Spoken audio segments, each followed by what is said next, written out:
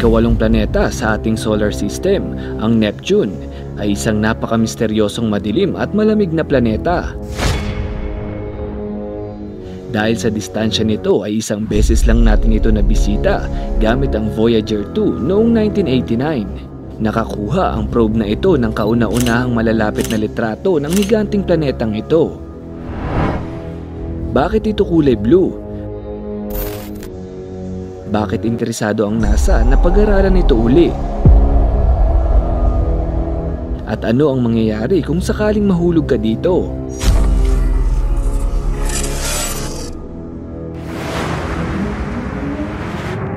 Totoong itsura ng planetang Neptune, yan ang ating aalamin.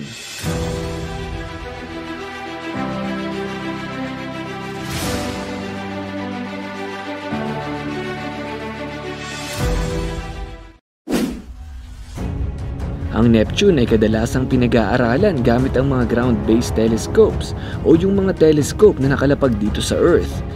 Kaya naman sigurado ang mga scientists na napakarami pang pwedeng malaman sa Neptune na maaari nating ikagulat. Laking pasasalamat natin sa Voyager 2 dahil ito lang naman ang bukod-tanging probe na nagawang makalapit sa napakalaking ice planet na ito. Isuot nyo na ang mga spacesuit nyo dahil tayo ay tatalon sa Neptune at sisisid sa pinakailalim nito.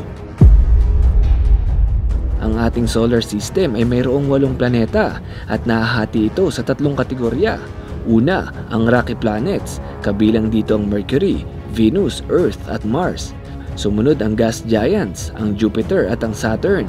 Ikatlo, ice giants, napakalayo at napakalamig na Uranus at Neptune.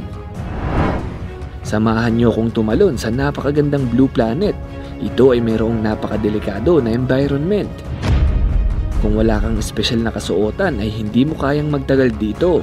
Kung mahuhulog ang mga astronomers gamit ang pinaka-high-tech na spacesuit sa kasalukuyan, ay malabong magtagal sila dahil ang Neptune ay mayroong napakalakas na pressure. Ibig sabihin, makokompress ang katawan ng taong mahuhulog dito. Mapoprotektahan sila sa labas, pero ang loob ng katawan nila ay seryosong mapipinsala. Halimbawa na lang ang pressure sa ating tenga at sa ating utak. Baka sa outer atmosphere pa lang ng Neptune ay mawala na tayo ng malay. Pero imagine na lang natin na nakasuot tayo ng science fiction spacesuit gaya ng kay Iron Man.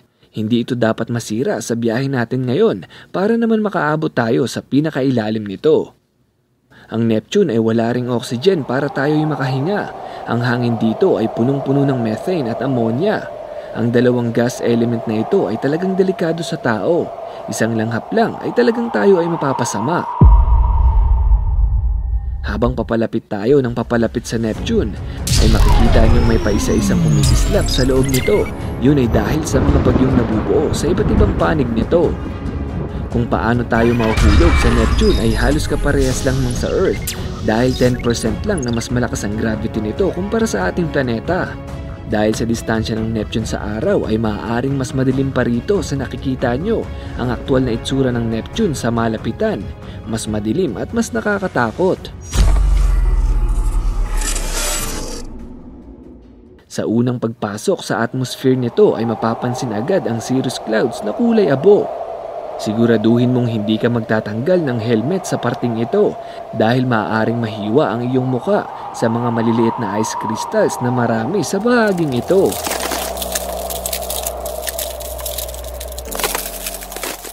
Sa pinakaunang bahagi pa lang ng Neptune ay ramdam mo na ang lamig dahil aabot ito sa negative 200 degrees Celsius. At kapag lumalim pa tayo ng kaunti ay sasalubong naman sa atin ang mga ulap na naglalaman ng hydrogen sulfide. Kung kanina ay maaari kang masugatan sa mga ice crystals, dito naman sa hydrogen sulfide ay maaari kang mamatay sa sobrang baho. Oh no! Ang chemical na ito ay mas mabaho pa sa nabubulok na itlog. Hindi lang ito masamang amoy, kung hindi napakasama rin ito para sa ating mga baga. Ang bahaging ito ng Neptune ay talagang magpapahirap sa atin, lalo na kung normal na spacesuit lang ang ating suot. Ang hangin sa parting ito ay napakalakas, siguradong maggugula-gulanit ang ating suot dahil ang hangin sa Neptune ang tinaguri ang pinakamabilis na hangin sa buong solar system. Aabot ito sa 1,500 miles per hour. Ang ganitong bilis ay walang katulad kahit saang planeta. Kahit ang Great Red Spot ng Jupiter, ang napakalaking bagyo na kasya ang 3 Earth, ay walang sinabi sa hangin ng Neptune. 10 beses itong mas malakas sa pinakamalakas na bagyo dito sa Earth.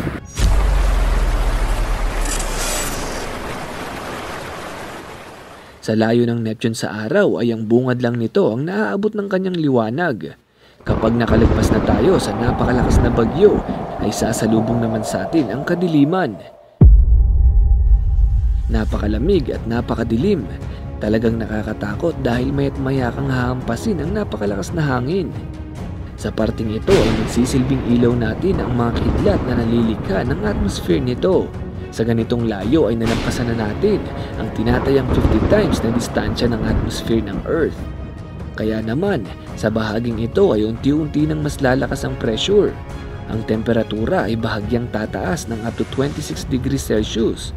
Dahil halos wala na tayong makita ay pagaganahin na natin ang ating super night vision para makita natin ang ganda ng lower atmosphere ng Neptune. Mararamdaman natin na ang makakapal na ulap na ito ay may iba-ibang temperatura. Sa una ay malamig ito na para kang nasa loob ng ref, pero habang tayo ay patuloy na bumababa, ay patuloy rin na umiinit ang mga ulap na ito hanggang sa umabot sa 1,000 degrees Celsius. Ang ganitong temperatura ay kayang tumunaw ng normal na spacesuit, pero dahil nga suot natin ay napakatibay na spacesuit ay tuloy lang tayo. Pagtapos nito ay masisilayan na natin ang napakamisteryosong mantle nito. Mula rito ay mararanasan natin ang pressure ng 10,000 atmosphere ng Earth at temperatura na aabot sa 4,000 degrees Celsius. Ang ganitong pressure at init ay kayang tunawin ang lahat ng uri ng bakal. Kung ang mantle ng Earth ay bato, dito naman sa Neptune ay karagatang yelo pero mainit. Paano nangyari yun? Hindi lang ito basta tubig, may kasama itong methane at ammonia ice na kumukulo na parang bulkan. Noong una ay hindi ko magets kung bakit ammonia ice ang tawag dito, napakainit naman. Yun pala ay kaparehas din ito ng katangian ng yelo na nagkikrystallize hindi dahil sa lamig, kung hindi dahil sa init at pressure ng lugar dito. Hindi lang ammonia ice ang meron dito, ang pressure nito ay kayang baguhin ang carbon atoms at gawing diamante. Kaya kung may pagkakataon tayong makuha ang mga diamante rito ay siguradong yayaman tayo lahat.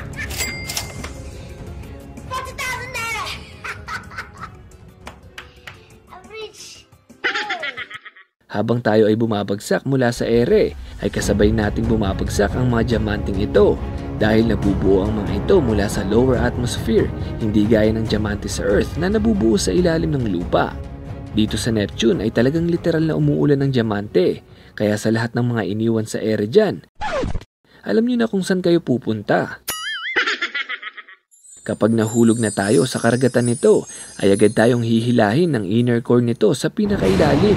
Ang parting ito ay pinaniniwala ang isang napakalaking condensed na diamante, napakainit at napakalakas humila. Hindi ito gaya ng Jupiter at Saturn, mga gas giant na walang pwedeng apakan. Ang Neptune ay may kapirasong solid inner core na gawa raw sa diamante, pwedeng apakan pero hindi pwedeng iuwi. Ang pwestong ito ay parang gitna ng black hole na point of no return. Napakalakas ng gravity dito, ang anumang bagay sa parting ito ay hindi na makakawala pa. Kaya naman hanggang dito lang ang ating biyahe sa labas ng inner core at kailangan na nating umuwi. Gamit ang special na spacesuit ay lahat tayo ay makakabalik pa sa Earth. At pag uwi natin dito sa Earth ay dapat lang na i-share nyo ang mga na-experience natin sa Neptune. Kung nag-enjoy kayo at natuto sa ating biyahe ay i-share nyo itong video para naman matuto rin ang iba. Dapat hindi tayo maging madamot sa ating nalalaman. At dahil umabot ka dito sa dulo ng video ay deserve mong kumita kahit nasa bahay lang. Ito ang Diamond Game. Kapag sinearch nyo ito sa YouTube ay talagang mga kilalang tao ang gumagamit nito gaya nila Tito Vince, Rob Moya, Tony Fowler, Mick at iba pang mga YouTubers.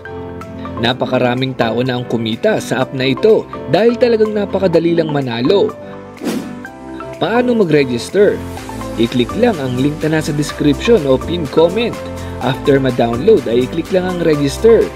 ilagay ang mobile number, password, click send para makareceive ng OTP at ilagay sa box na ito.